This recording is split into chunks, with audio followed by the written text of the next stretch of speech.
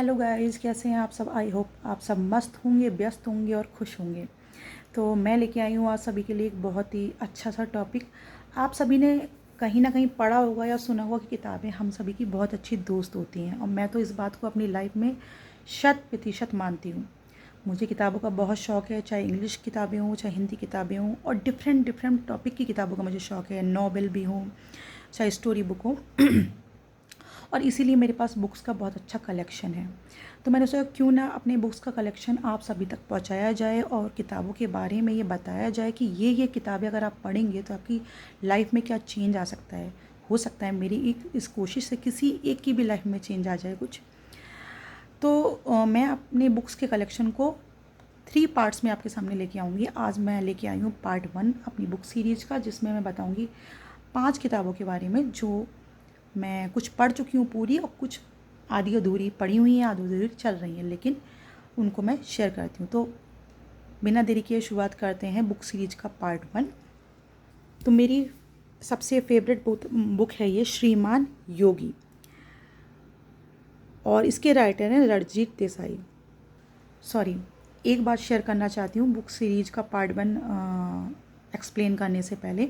मैं जो बुक्स बताने चाह रही हूँ वो सभी के लिए, ओवरऑल सभी के लिए, फिर चाहे वो स्टूडेंट हो, चाहे वर्किंग लेडी हो, चाहे जेंट्स हो, चाहे बच्चे स्टूडेंट्स तो बोल चुकी हूँ, चाहे प्रेग्नेंट लेडीज़ हो, चाहे वो हाउस वाइफ हो। तो ये सारी बुक्स ऐसी मैं बताने जा रही हूँ कि वो सभी लोग पढ़ सकते हैं, और मैं ये भी एक्सप्लेन करूँगी कि कौन सी बुक किसके लिए ज़्यादा अच्छी है। चलिए शुरू करते हैं। पहली बुक जो मैं बताई थी श्रीमान योगी, जो रणजीत देसाई जी ने लिखी है, ये छत्रपति शिवाजी की महागाथा है। लेकिन महागाथा इसका मतलब ये नहीं कि आप बिल्कुल भी ये ना समझिए इस किताब का कवर देख के कई लोग सोचेंगे बहुत ही बोरिंग सी कोई स्टोरी टाइप बुक होगी। जी नहीं, बिल्कुल नहीं। ये बुक मैंने तब पढ़ी थी जब मैं खुद प्रेग्नेंट थी, मेरी बेटी मेरे पेट में थी। क्योंकि इस बुक के बारे में ऐसा कहा जाता है कि प्रेग्नेंट लेडीज़ अगर इस बुक को पढ़ती हैं तो आपका बच्चा बहुत ही स्ट्रॉन्ग माइंडसेट वाला पैदा होता है। और मेरी बेटी वास्तव में बहुत स्ट्रॉन्ग माइंडसेट वाली है। हाँ, कभी कभी थोड़ा ऊपर नीचे हो जाता है, इट्स ओके, बट वो है। तो इस बुक की खासियत क्या है कि जब इस बुक को हम पढ़ते हैं ना, तो इस बुक का एक एक चैप्टर ऐसा है, मतलब शिवाजी के बचपन से लेके उनके आखिरी दिन तक का, कि हमें लगता है कि हम उस सीन में, उस नज़ारे में खुद हाजिर हैं। जैसे कि कोई फ़िल्म चल रही हो, उस फिल्म का हम कोई एक किरदार है, हम उस फिल्म को अपनी आंखों के सामने देख रहे हैं। बिल्कुल भी ऐसा नहीं लगता कि हम उसको पढ़ रहे हैं। ये इस बुक की खासियत है। इसीलिए इस बुक को पढ़ने पे कभी भी आपको नींद नहीं आती, ये नहीं लगता कि बस। बल्कि जब इस बुक को पढ़ते हैं ना, मैं अपना खुद का एक्सपीरियंस बता रही हूँ, तो ये लगता है नहीं नहीं, इसके आगे और क्या हुआ, और देखना है, इसके आगे और क्या हुआ। मतलब हमें लगता है जैसे हम देख रहे हैं, हम कोई मूवी देख रहे हैं। तो इस बुक को आप लोग ज़रूर पढ़ें। ऐसा नहीं कि मूवी प्रेग्नेंट लेडीज़ के लिए कोई भी पढ़ सकता है, बट प्रेग्नेंट लेडीज़ के लिए बहुत बहुत बेनिफिशियल है ये बुक। सेकंड बुक है मास्टर ऑफ इमोशंस, और इसके राइटर हैं थीवो मॉरिस।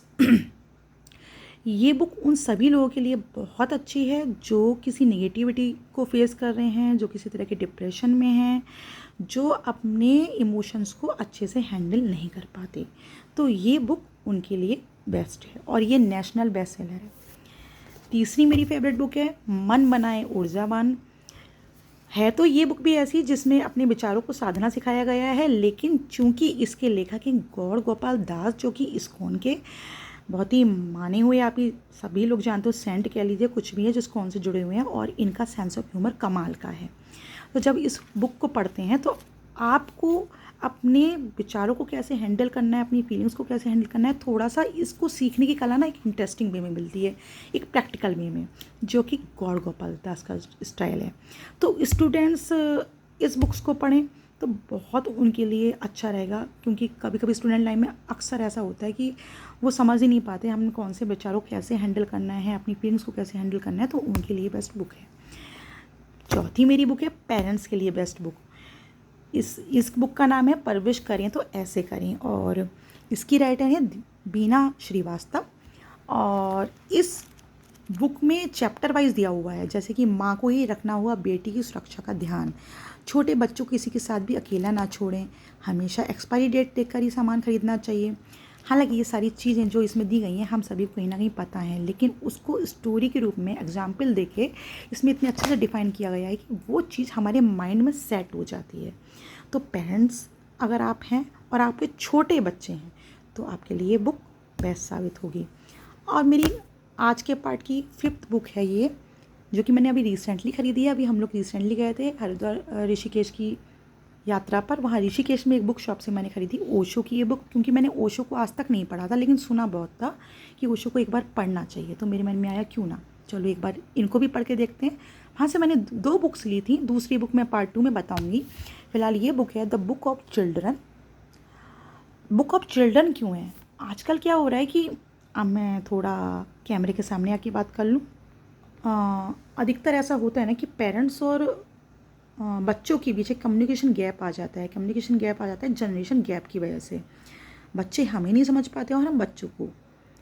तो उस गैप को अगर आप फिल करना चाहते हैं तो इस बुक को ज़रूर पढ़ें, क्योंकि इसमें इस बुक को पढ़ने के बाद आप असल में समझ पाएंगे कि बच्चे असल में हैं क्या, चिल्ड्रन क्या हैं, चाइल्डहुड क्या होता है, उनकी इंटेलिजेंस क्या होती है, उनकी फ्रीडम असल में क्या होती है। जैसे कि इसमें एक बहुत अच्छी लाइन है, इंटेलिजेंस कांट भी सॉरी मुझे याद नहीं आ रही, पढ़ के बता देती हूँ आपको। फॉर एग्जाम्पल, प्लीज़ 2 मिनट रुकें।